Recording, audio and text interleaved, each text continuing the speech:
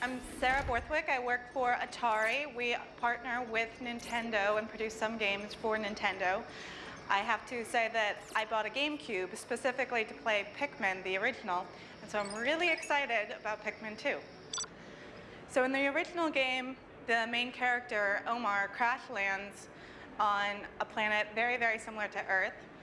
And in this one, he comes back to the same planet where the Pikmin originally helped him reassemble his spaceship, this time to collect treasure.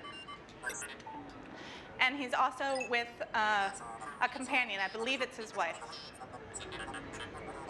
So instead of having to reassemble his spaceship, we're trying to find various treasures that can be resold. We need to get essentially 1,000 points worth of treasures. So we've met these Pikmin before. These little blue guys, they can swim underwater. They're the only ones who are not afraid of water. And what I'm doing right now is just collecting Pikmin pellets. The blue pellets will generate more blue Pikmin. Obviously, any color Pikmin can carry these pellets, take it back to their little onion nest, and out come Pikmin seeds. Pikmin are essentially like half plant, half animal. I don't quite know what they are, but they're named after little carrots.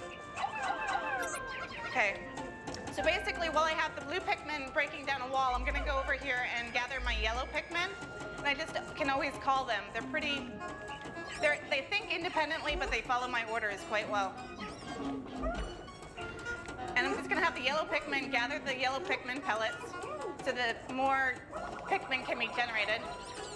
Because with more Pikmin, like each one is kind of weak, but when they work as a team, they can accomplish a lot. So the red Pikmin are actually quite strong and can withstand fire. They actually, from past experience, they have been the most valuable Pikmin. So I want to create a lot more of them. And okay. The yellow Pikmin have just hijacked the red pellet, so I just had to call them off.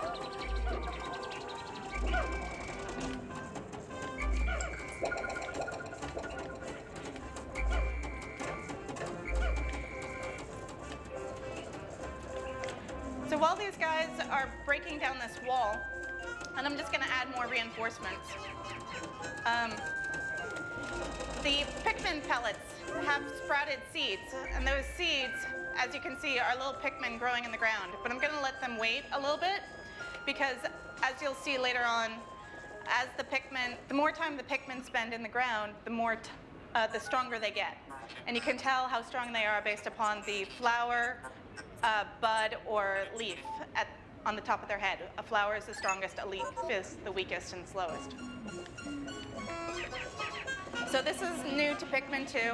Basically, it's kind of like a polluted ground, I guess you could call it. It looks like spider's eggs to me. But the Pikmin are kind of cleaning up this polluted ground, and hopefully lush green life will come back as soon as they are done accomplishing their task. Here you can see what I was talking about. These Pikmin have turned into buds because they've stayed in the ground long enough.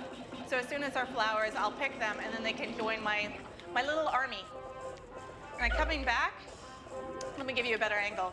Here is the flower. So the Pikmin cleaned up the ground, and up comes this flower. Yay!